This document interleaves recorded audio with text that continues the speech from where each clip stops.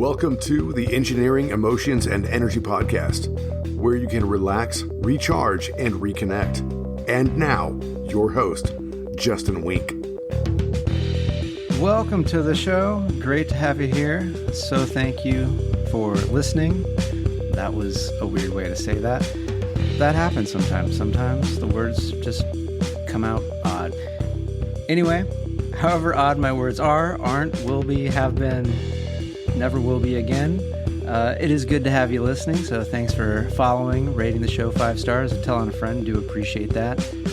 So today, talking about maybe you had a situation.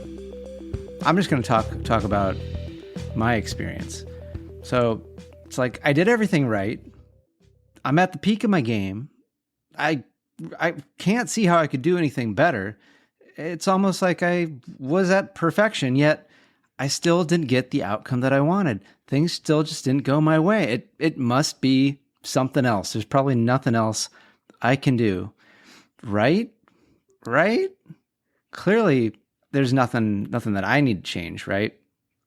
Or is there?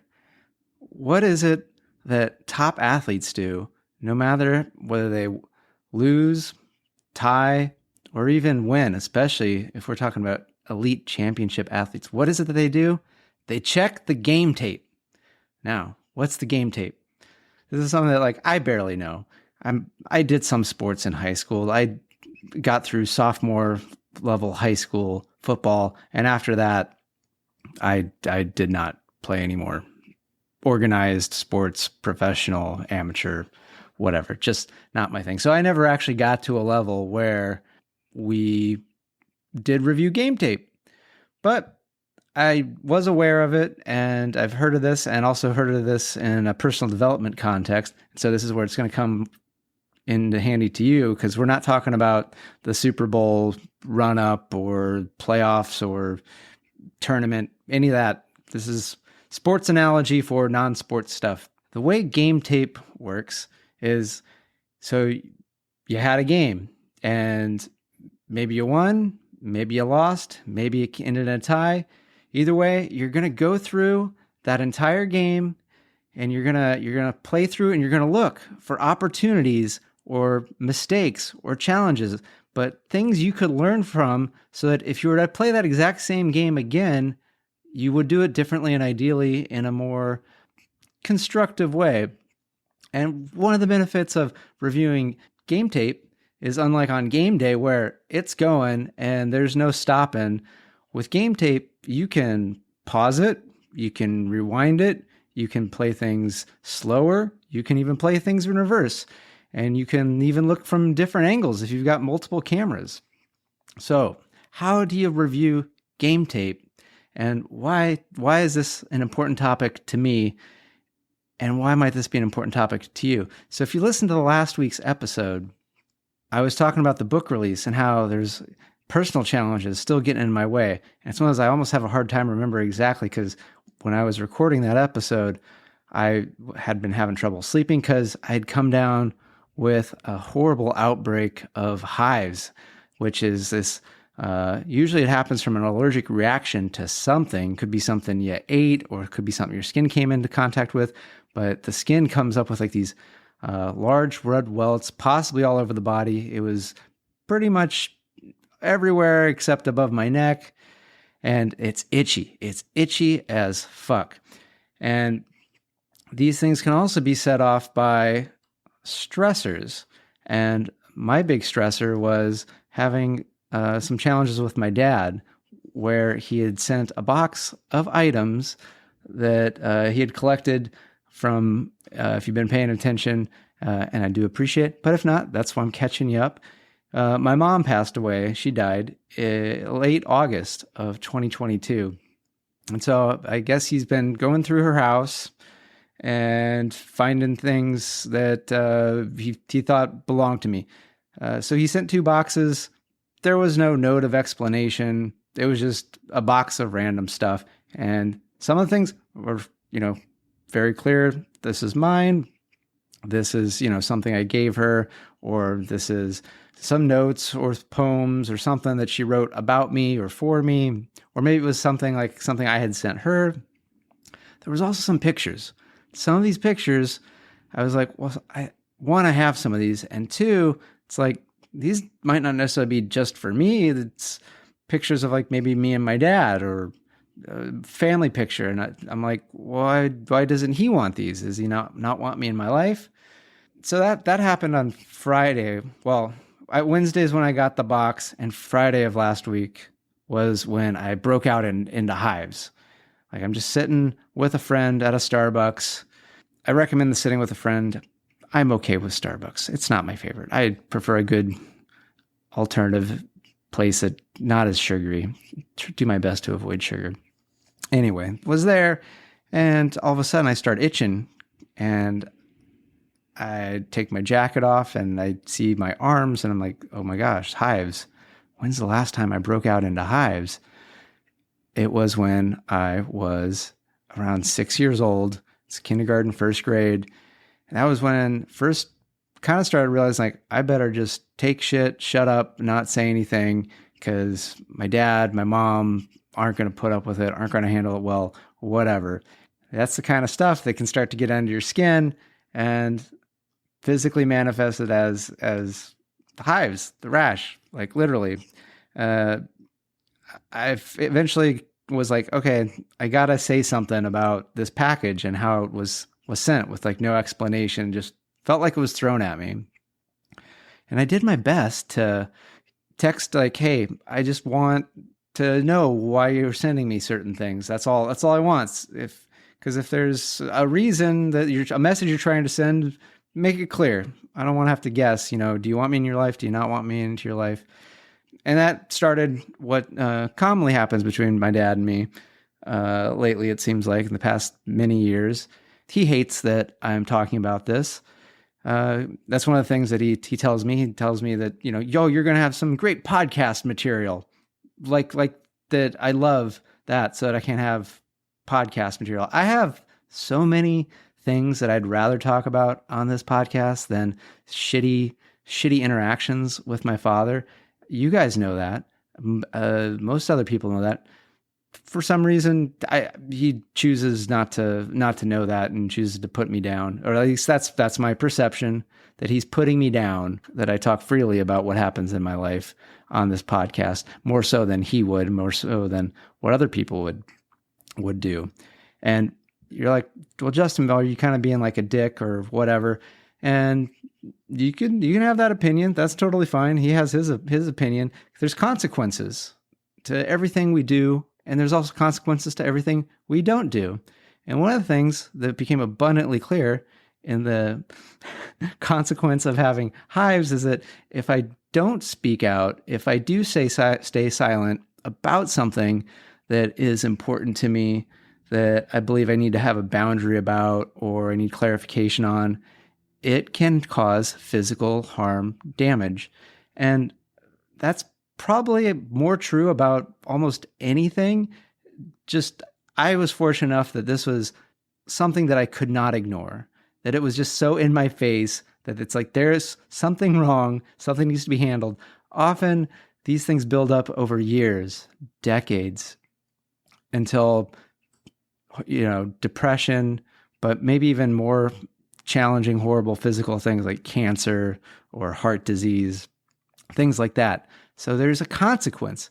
And I've decided that I value my health, and I value doing what I believe I'm meant to do, which is to communicate things on this podcast and via my book and through my coaching that can be of benefit to others so that they can live a more fulfilling life. Not just be successful, but be doing what lights their heart up, makes them feel alive, makes them love not just what they're doing, but the people around them, and just be loving life. With that, I'm willing to take the consequence of friction with my father. Not because I hate him, not because I don't want him in my life. To the contrary, love him very much, really would like to have great, fantastic relations. Just, I'm not going to give up what is important to me and what I believe is what I'm meant to be doing in my life just to keep him not even happy, isn't even happy. He just is not expressing his pain outwardly at me. Just prevent him from doing that. So I've made that choice, that consequence. That's a bit of a long way, but an important reason to get to. We had an exchange, and it did not go well. The end result is we kind of got to a point where I'm like, hey, do you want me in your life or not? Because I'm gonna have my boundaries. It's not just you get to do whatever you want, emote however you want, say whatever you want, be angry at me however you want. That's done. I've done decades of that. I asked, can you respect my boundaries and be accountable for your actions? Then I would love to have a relationship with you. I would love it. Be wonderful. And he said, no, don't want that. Can't do that now.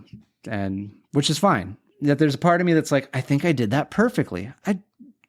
Flawlessly. It's all on him. There's nothing else I could do differently. Or is there? And so this week, and I meet with a therapist weekly. It's been very, very helpful. And I was like, hey, had this exchange with my dad. It's mostly on text message. So do you think it'd be helpful to go through it? Because it brought up a lot of stuff from my childhood and all these things. And he was like, oh yeah, we can go through this. This can be really good, because usually in these types of things, each person is just being defensive, which then makes the other person be more defensive, which makes the other person be more defensive. And then eventually it just gets to whatever the pinnacle of that is. And he's like, in your case, it's you and your dad don't speak to each other. I'm like, yeah. So me and my therapist ran game tape on this interaction with my dad.